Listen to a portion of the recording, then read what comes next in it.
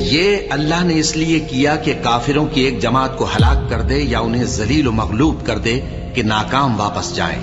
اے پیغمبر، اس کام میں تمہارا کچھ اختیار نہیں۔ اب دو صورتیں ہیں، یا اللہ ان کے حال پر مہربانی کرے یا انہیں عذاب دے کہ یہ ظالم لوگ ہیں۔ اور جو کچھ آسمانوں میں ہے اور جو کچھ زمین میں ہے سب اللہ ہی کا ہے، وہ جسے چاہے بخش دے اور جسے چاہے عذاب کرے، اور اللہ بخشنے والا مہربان ہے۔